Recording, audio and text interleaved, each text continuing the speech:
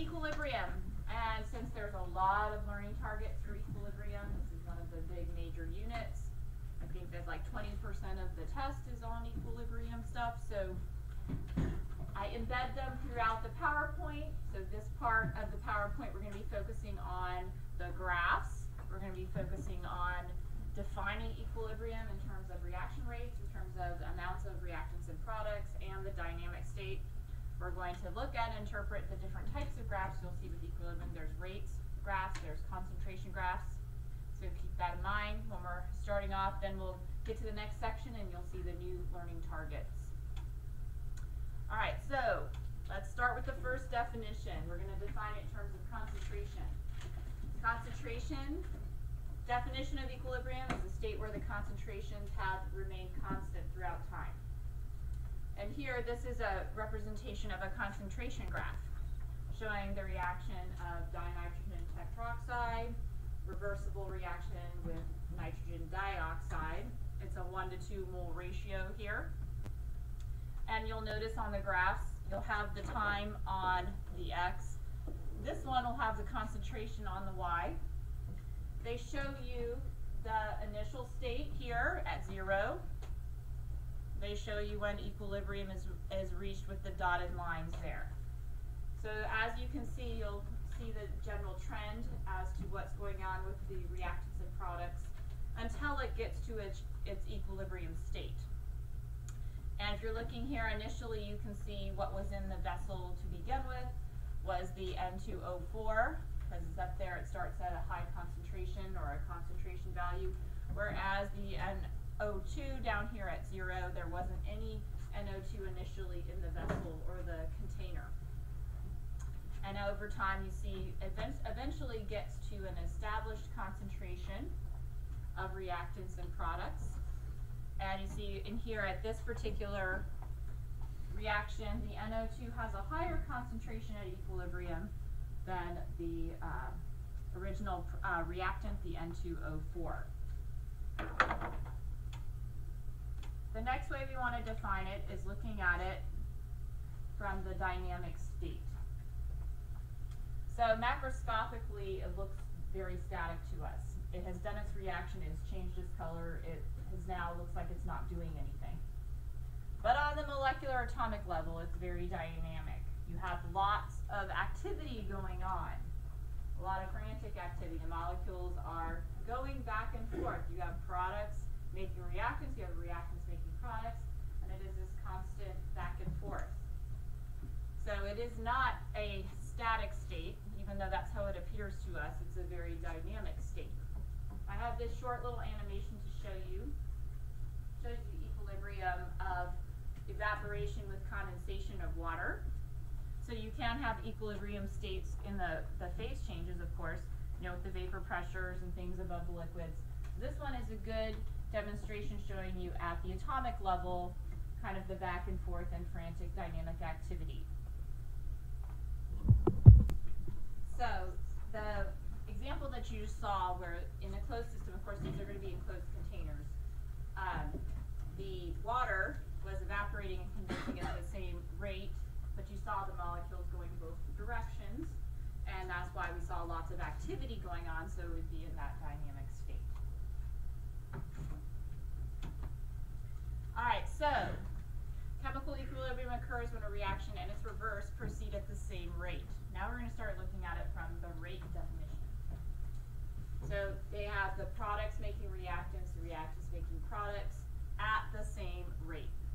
This is a very good diagram, and there's also one on your note sheet showing you the N2O4 NO2 reaction here, kind of showing you initially what's going on before equilibrium is reached, and then of course at the equilibrium state.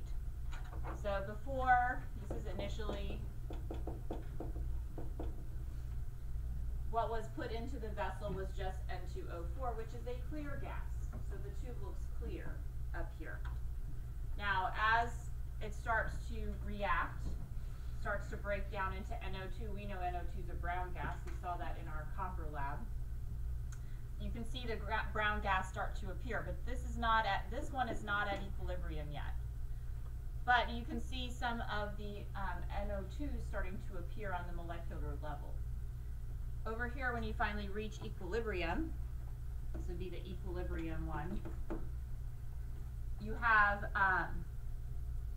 the brown gas, and that's why I said it looks static now. Looks like nothing's happening because this brown gas is now there. But on the molecular level, you still have some N2O4s going back and forth. Those are clear though, so we can't see them. But they are there, and they are still reacting, going both directions at equal rate. Make sense? All right, so this brings up the rate graph. So here, the rate of the forward equals the rate of the reverse reaction. And yes, for equilibrium states, you're going to see these reactions with double arrows. The rate graph, of course, has rate on the y instead of concentration. And then, of course, what's inserted here are the kinetic equations. We'll get to kinetics later. But the small kf, small kr, those are the rate constants. Kf for rate forward, kr for rate reverse. And, of course, it is based off of their concentrations, so that's why we see the concentration of the reactants and products there. But what you're looking for here is the actual speed. So the forward reaction, this guy going that way, forward reaction, it's going to decrease. Its rate is going to decrease over time. And because it's making product, so now the reverse reaction's going to start speeding up. Its rate of reaction is going to speed up because now you're making product, so product can react. So that's why we see this line increasing. So the rate of the reverse is increasing. The rate of the forward is decreasing until they meet and are at equal rates. And that's what this line establishes here. Now we're at equal rates when we're at equilibrium. So that's the rate graph in comparison to the concentration graph, which is the first one that we looked at. Any questions on that? Good so far? All right, so here's another larger one, generalized one, showing the forward rate decreases, the reverse rate, although in this particular case the forward rate is decreasing much faster pace than the reverse is increasing. But they do eventually establish a same rate equilibrium. That would be here at this dotted line. And you'll see in your multiple choice questions, sometimes even in the free response, they love to put the graphs in. They're easy multiple choice questions that don't take a lot of calculations, for the math. So make sure that you can read and distinguish between the concentration and rate graphs. Now I put this also in there for the entire example because I like how it shows the stages. So once again, we have initially, this is initially what we have. Okay. It's also showing you based on the initially that's where the dotted line is. It's like right at the 0 mark. Now, which one is the top graph up there? Is that the rate or the concentration graph? The very top line. This one's the concentration. This one's going to be the rate graph. Okay. So what it's showing you here, the tube is clear, and all we have is N2O4 initially.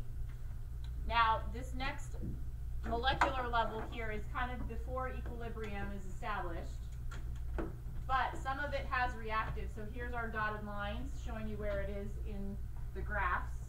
And on the molecular level, what we have here, we have N2O4, we have NO2s going back and forth, but they have not reached their stable concentration amounts yet.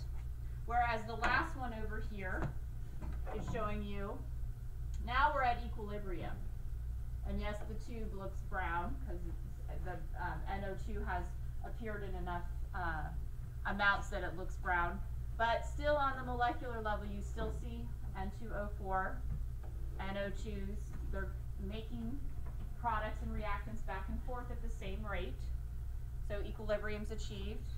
And on here also is the comparison, the concentration graph labeled and the rate graph here labeled for you for the example as you start, you progress towards equilibrium, and then when equilibrium is achieved. So you're going to have to be able to kind of measure those different stages as well and look at them from the data that they give you as to where you are in the process. Any questions? All right, so your turn. Start reading the graph. Let's answer some questions. All right, so starting with the first question here. Why does ammonia's concentration increase over time? Yes? Because it's necessary for the reverse reaction. It's the reverse reaction needs to increase. It needs to produce So basically, yes, it is a product here. It's starting initially at 0. So obviously, as the reaction starts to go in the forward direction, what is it going to do? It's going to form product. So that's why the ammonia, of course, is going to increase over time. It's going to form product. Very good. Starting there. We're looking at the basics here. We're going to get down to D where it is a little bit harder. Why do the hydrogen and nitrogen concentrations decrease over time then? They're being what? Used. Okay, so the correct word that you want to use, the chemistry word, is they're being consumed.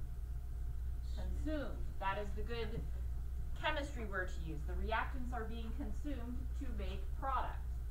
So that's why, of course, they would be decreasing over time. Now, based on the graph, what chemical species were introduced into the vessel? So that hydrogen and nitrogen. Okay, good. That's correct. How do we know that? Because we really just look at the initial starting lines. The initial starting line for hydrogen, initial starting line for nitrogen. They have actual concentrations initially, so they must be the ones that were introduced. So that's just to read the graph one. Now for D. So let's follow me here. We're looking at the steepness of the slopes here. Here's your hydrogen, here's your nitrogen. And yes, I know the ammonia is a positive slope and the hydrogen, nitrogen are negative slopes and going downward. But relatively looking at them, what are they comparable to? Hydrogen just goes down more than nitrogen. See how it's being consumed. Hydrogen is being consumed more. Yes, the slope is steeper than the nitrogen, but how does that relate to our reaction? The hydrogen's, the rate of consumption on the hydrogen is higher than the... Yes, but how do we know that? More hydrogen? By looking at the reaction. Oh, the moles of The hydrogen. moles of the hydrogen are 3. The moles of the nitrogen are just 1. So, of course, the hydrogen is going to be consumed more than the nitrogen. It's kind of, the steepness of the slope is showing us our molar relationship here. Also, if you're looking at the relative steepness of the slope, hydrogen, of course, has the steepest one. Which one is the next in terms of being steeper? Ammonia or nitrogen? Ammonia. And the nitrogen one is the more shallow one because it's only 1 mole. The ammonia is 2 moles being produced. And then, of course, the hydrogen is 3 moles being consumed. So the steepness of the slope kind of gives you an idea of the molar relationship of the reaction. Wait, so if you found the slope of the hydrogen and found the slope of the nitrogen, the slope of the hydrogen would be 3 times that of the nitrogen? It should be, yes. Now, it's more of a relative thing. Say they don't give you the balanced reaction, but you can kind of tell the quantities of the stuff based on the slopes, which one's going to be the one that is consumed more or has to be used more in the reaction, because it is a 1 to 3 to 2 molar relationship for this reaction. This is the Haber process. Okay. Now, moving on to the next section. Writing equilibrium expressions for Kc, Kp, and Keq. You probably heard of it last year as being Keq. That's how we pretty much do the generalized equilibrium constant. But we're going to be looking at it and labeling them now. There's a lot of them in AP. Kp, Kc. We're also going to do Ksp in this unit. That's the solubility product equilibrium constant. Then when we get to acid bases, there's a Ka and a Kb. So there's lots of different equilibrium constants. The KC one, of course, we're going to be looking at in terms of concentration. The KP one is for pressures, where we'll be looking at reactions that have gases in them. We're also going to be using kind of a modified version of the Hess's law here for equilibrium constants. I'm going to show you the different steps and things you can use in order to manipulate your equations to get your overall balanced reaction. Very similar to Hess's law, but just different operations. And then, of course, we're going to use the KP-KC equation in order to relate the two together from equilibrium of a gas reaction. All right, so first thing we have to do is remember the law of mass action, which is basically the equilibrium expression. And we have our balanced reaction at the top. The red letters are the coefficients of the reactants. The green letters are the coefficients of the product. This is a very generalized setup here. The chemical species, of course, are the uppercase letters. The square brackets, of course, are telling us that we're working with concentrations here. What's concentration measured again in? Moles per liter. Molarity, moles per liter. So we're going to be looking at everything from that perspective in terms of concentration. And we're going to end up getting our K value. Now, the equilibrium constant itself is one of the few things in chemistry that does not have a unit that goes along with it. So there aren't any units that we're going to be attaching to our equilibrium constant K.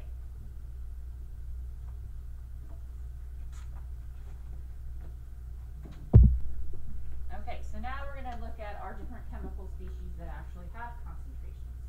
That is the one thing that we're going to be taking a look at, because not all chemical species have a concentration value that's going to change.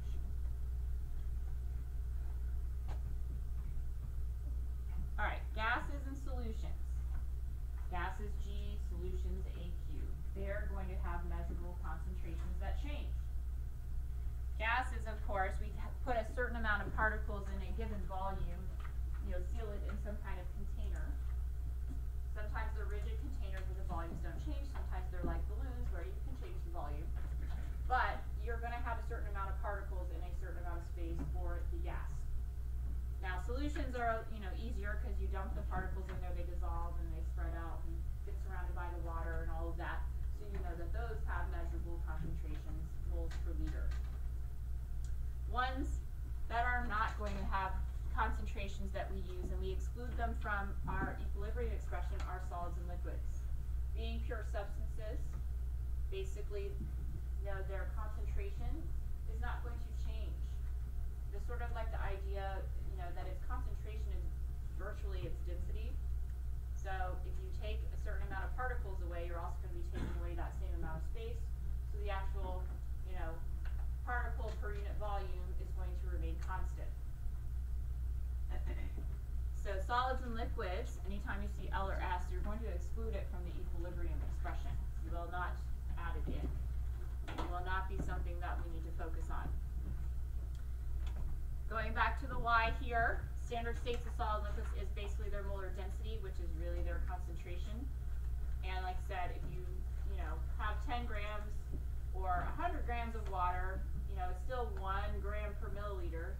So you're not really, if you have 50 or 100, your concentration value is pretty much the same. So keep that in mind. When you're looking at ones that are heterogeneous equilibrium, you're going to have things with different phases in there. We're going to do a few examples of those in just a minute. And of course, you would not put the solids or liquids in there because they're not going to change, so they're not going to really affect the overall calculation anyways.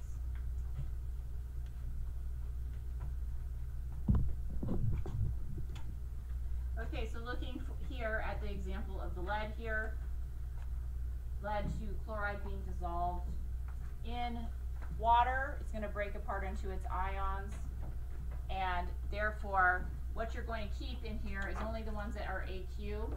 They get written in the expression. They both happen to be products, so they would be put on the top, and you would raise them to the power of their coefficient in the balanced reaction. So we wouldn't include this. So basically this would be over 1, but you don't have to write it over 1 because it's kind of understood as a mathematical relationship. The potassium chlorate that is decomposing here, same thing. and the oxygen gas. The only one that we would really care about in terms of equilibrium is the oxygen gas. And it has a 3 here, so you would raise it to the 3rd power. So now you're going to practice writing some equilibrium expressions for the homogeneous ones, where everything in it is the same phase, or homogeneous, say it either way, but top one here being the Haber process, the nitrogen plus hydrogen one, producing ammonia. That one, all of them are gases, so therefore that we would consider them homogeneous. The hydrocyanic acid breaking apart into hydrogen and cyanide, all AQ, so they're all in the same phase. But go ahead, take a moment, write out their equilibrium expressions. You can move on to the heterogeneous ones. The next example, we'll take a look. Okay, so basically all you got to do here, K equals product, concentration of ammonia raised to the 2nd power. Yes, you need to keep it in brackets at this point because the brackets are saying it's the concentration of ammonia. Down here, concentration of nitrogen times the concentration of hydrogen, but hydrogen gets cubed because it has a 3 there. Down here, K equals products over reactants. Gotta get used to writing that. Hydrogen times cyanide, they're both 1 mole, and then the hydrocyanic acid goes on the bottom like so. Now for the hetero, you basically just cross off your S's, or your L's, do not include them. So all we're going to include here is the one product that happens to be oxygen, not ozone. There we go, oxygen. Raised to the 3rd power since it has a 3 here. And then down here, the liquid water breaking up into hydrogen and oxygen, so we're not going to include the water. So K equals concentration of hydrogen squared times the concentration of the oxygen. I'm guessing it's going to be the equation. So, say like in your reactants, there's gases and solutions, and then in your products, there's like only liquids and solids. So since you write those at the bottom, the products on the bottom, would you just put like a 1 at the top? Correct. So say this reaction, good question, this reaction was written in reverse. Say we had the 2 hydrogen plus the oxygen, and it was in equilibrium with liquid water like so. In this case, if it was written in the reversed fashion, you would just do 1 over your reactants like so, and that would be your K value. That's kind of the one little trick there. Question? Is there any case for when you would use the other equation, the AAA plus BB plus CC? Well, that's just the generalized equation, so you know where to put your chemical species and their coefficients. So really, that's just for saying generally we take the products, raise them to the power of their coefficients, and they're divided by the reactants concentration raised to the power of their coefficients. All right, so here, looking at this particular heterogeneous equilibrium where we do have the calcium carbonate breaking down into carbon dioxide and calcium oxide, basically, being trapped in a closed container, the bell jar there. As long as you have both solids in there, the CO2 is going to remain at its equilibrium concentration and its equilibrium pressure. So just as long as you have both the other components sitting there, really the only measurable thing though, it's going to get to its equilibrium pressure, its equilibrium concentration, unless we disturb it, which we will do later when we're using Le Chatelier's principle. Now, looking at using Hess's law, this is kind of what we're talking about here, where we have a series of reaction steps and we're going to create the overall balanced reaction. You can manipulate expressions of K by flipping them if you want to, and if you flip them, where we did in Hess's law, what did we do to the sign when we flipped it? We made it negative, or we changed it. We went from negative to positive, positive to negative. Here, you're not changing the sign though. You're making it reciprocal. You're going to do reciprocal of K. Yes. So if you look here, basically, I don't do this step where they rewrite the fractions in the other direction. Instead, if I flip I'm flipping it from here to there, all I do is take my K number, 1 over 2.12, I just do that, and mathematically it's going to come out to being this value right here, the 4.72. So if you flip it, just reciprocate K. That's one thing you can do. Different from Hess's law, but you are going to still be able to use it and manipulate. Now, you can always multiply through, right, by a multiplying factor. If you multiply by a factor, though, you have to raise it to the power of the factor that you multiplied by. Where in Hess's law, we just multiplied delta H by that same number. Here, you're going to raise it to the power of that number. So once again, showing this one, the bottom one, multiplying through by 2 is what's happening here. So I skip this step. I don't bother with that. I don't write that stuff down. Instead, I go right to here. If I multiply by 2, I'm going to take the K value and raise it to the second power. If I multiply by 3, I'm going to cube it. If you multiply by 4, you're going to raise it to the fourth power, and so forth. Does that make sense? All right. So those are the two things, the two manipulations you can do. Flip it or multiply. And flipping it is reciprocating K, and multiplying, you're raising it to the power. Now, what do we do with it once we got it arranged to do our balanced reaction? Well, once we get it to our balanced reaction here, what you're going to do, instead of adding like we did with Hess's law, you multiply the K values. So here, this is two generic equation steps. You know, the first step, second step, and this is the overall balanced one that we want right there. If you look here, it's set up so the A's will cancel, the C's will cancel.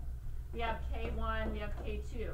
So in order to find the new K for our overall net, all you have to do is multiply them. Make the product of the K values. Make sense? And now you have an exercise to try. So go ahead, use those steps, see if you can figure out the new K of the balanced overall reaction.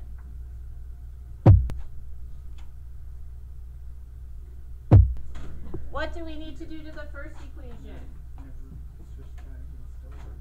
Multiply by 2. Good. We're going to multiply this one by 2.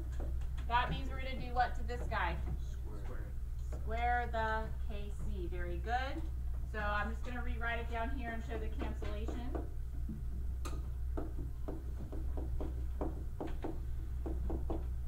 Okay, so I'm just going to write it out like this and then do the math in just a minute. The other one, what do we need to do to the other one? We need to flip. So this one needs to flip. Which means you get the reciprocal. So 1 over. So let's flip it.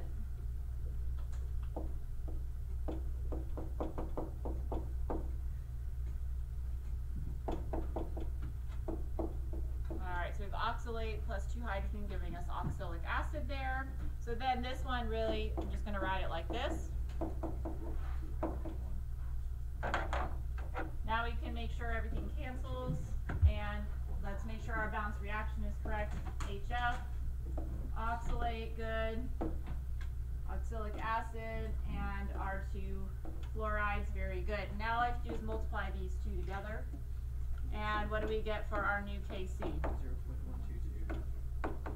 We're going to go with 1, 2. There's only 2 digits in both of these, so we are going to keep 2 significant figures there. Pretty easy, right? Very similar to Hess's law. All right, now let's talk about the law of mass action and the K values, and we're going to get into what K means here in a little bit. K values are the same even with different starting concentrations. So this table up here is showing you the N2O4 reaction and showing you 4 different experiments over here. The first 3 initially starting out with no N2O4, but you have different concentrations of your NO2 initially that was injected into the vessel of whatever is being tested in. Now what it's showing you over here is the equilibrium concentrations of the N2O4, and they're all different. The equilibrium concentrations are different. However, what you'll notice when you plug the numbers into the K expression and you do the calculation, what happens to the ratio? That K value stays the same. So it's a ratio of the products over the reactants here And you're going to, at the same temperature, now, at the same temperature, you're always going to get the same K value. If you change the temperature, the K value will change, and we'll go over why that is later on in the notes. But at the same temperature, the only thing that can change the K value is temperature. We're always going to end up with this ratio. So experiment 4, instead they started with the N2O4. That was injected into the vessel. None of the NO2. But if you look over here still, these two concentrations are the same, but you're still getting this same K value, the same ratio. And what's going to happen is when you disturb equilibrium, it's going to keep going backwards and forwards until it gets back to that same K ratio value. So you need to keep that in mind about equilibrium, that it's really a ratio game. And if you think about, the way it's set up, in general, K is equal to the products over the reactants. It really is a ratio amount of how many products, how many reactants at equilibrium. Yes? So what were the first two? 0.211, and then the second two were 0.2. Well, I mean, within significant figures and everything, they're pretty close. So the ratio is still going to go back to that same 2.1 or 0.21 value. Okay. Here, just showing you once again that on the graph, you don't necessarily start always with the one that is considered the reactant. Right here, we looked at ones where the N2O4 was the one injected, but if off of this graph, this experiment showing that the NO2 was the one that was injected. So actually, you're starting with the reverse first. So pay attention to what's on the axes and what particular chemical species they're looking at, because now you could say, we're starting out with the NO2. There wasn't any N2O4 to begin with, so it's increasing over time.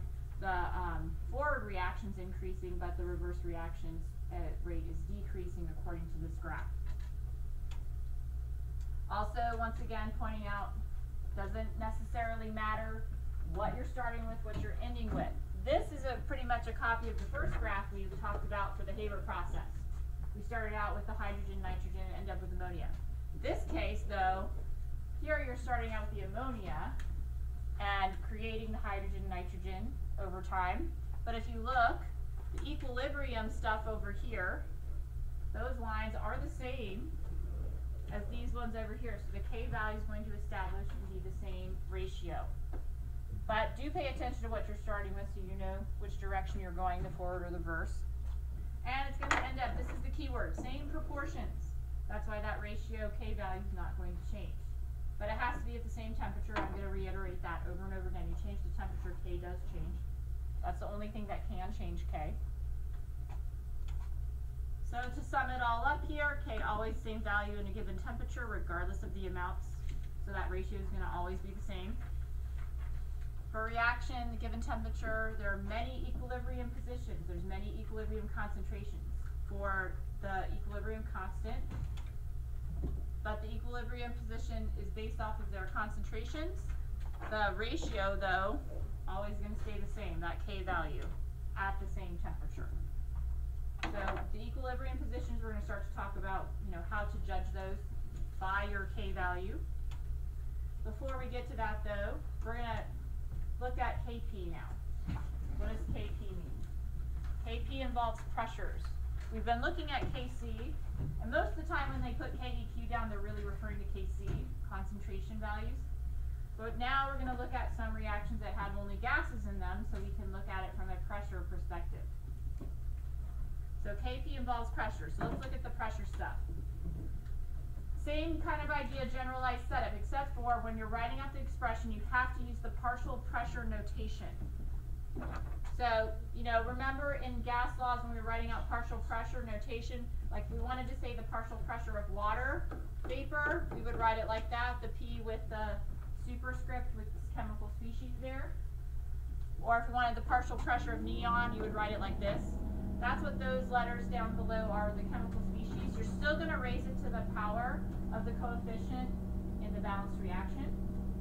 The other thing that you need to write down and make sure you have note of is this equation, this K expression only works with pressures in ATM. So if you're given pressures in other values, other units, you have to convert them to ATM before you can plug them into this expression. Yes? So this is really the partial pressure of A raised to its coefficient right here. And the partial pressure of B raised to its coefficient right there. Same idea as before. Instead of using brackets though, now you're using P's and the partial pressure notation. Now this is a classic one on the AP exam that is an easy point, but people miss it. Why? Because it asks for KP expression. What do they write? Write brackets and concentration. No, you're going to get it wrong. You got to write the partial pressure notation in order to get it right if they ask for KP. So if you have finished the notes, you can go ahead and look at the exercise real quick. Go ahead and write out both expressions for our Haber process, very important Haber process. That's right. Let's take a look. So the KP notation using partial pressures, and then the KC notation using the brackets for concentration. So make sure that you understand and can distinguish between the two. Everybody always forgets how to write KP though, because we use KC more often than we use KP. Like I said, classic AP question though. They ask for KP expression, you write it with brackets, you get it wrong. Now, for exercise 2, what do you think you have to do for exercise 2? We're going to plug in the numbers, right? We're going to plug in the numbers and get our K value.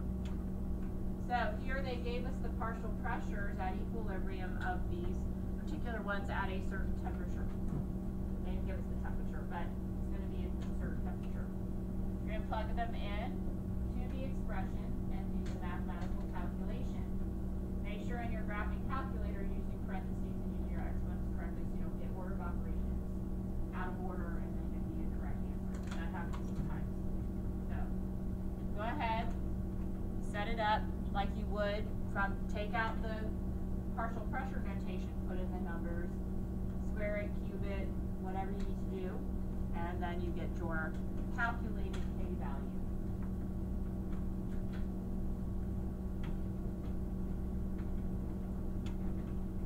So if you look here, the setup here, basically you just take out the partial pressure of the ammonia, stick in the number, you're going to square that one because it's raised to the second power due to the 2 moles in the balanced reaction.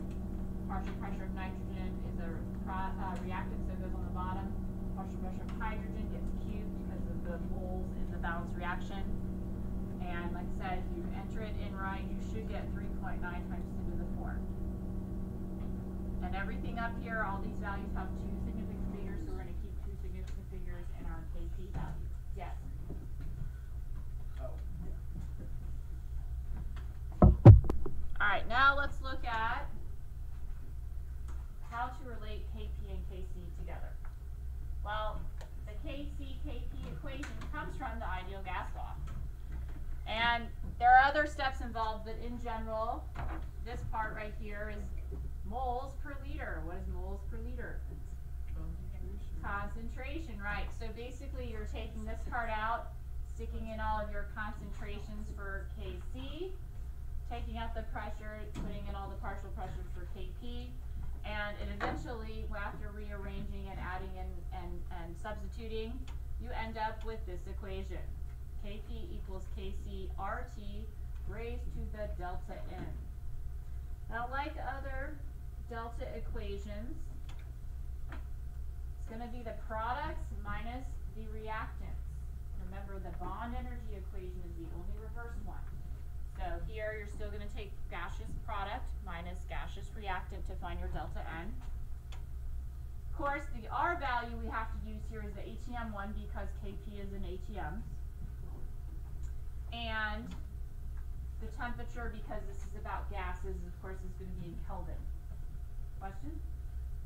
Whenever you're doing anything with pressure, you only use gases, not aqueous.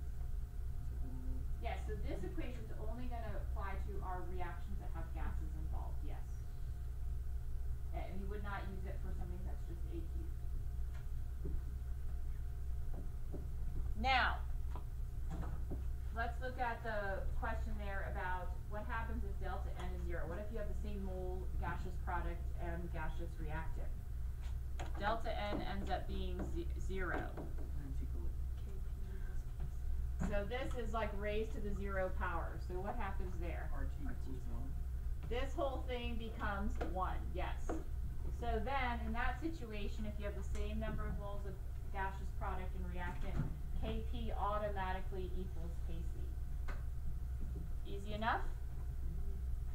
Alrighty then. Now we're going to go ahead, you can move on to exercise 3 and work the problem.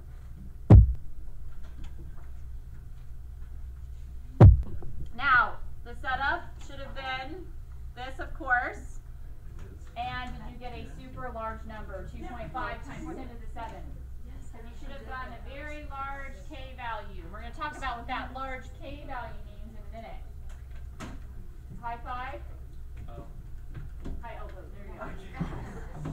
I technically hit your wrist, but it counts.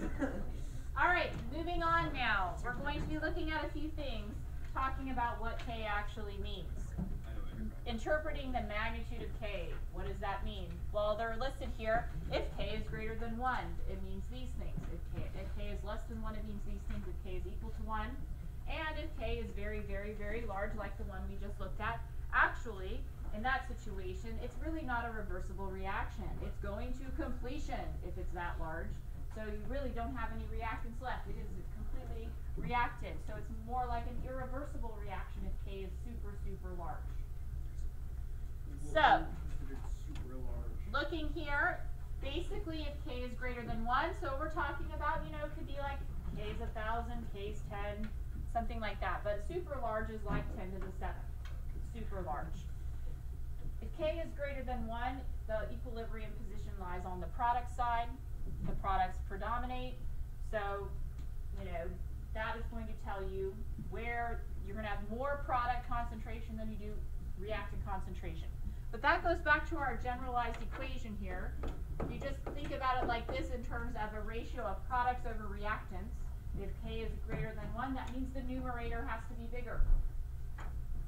So the products have to be at a higher concentration. Or there has to be more products for K to be greater than 1. So the reverse is also true here. If we're looking at the reactants now, in order for K to be less than 1, the bottom number, the denominator, has to be larger here. So then it's reactant favor and the equilibrium position lies to the left or in the reactant side. So there will be more reactants at equilibrium than there are products. And then of course if K equals 1, which very rarely happens, it's going to be what? No, these are equilibrium too. But if K is equal to 1, what are we saying about the amounts of the reactants and products? They are 50-50 equal, right down the middle. So, the equilibrium position is directly in the center. All right, we'll resume next time. Have a good weekend.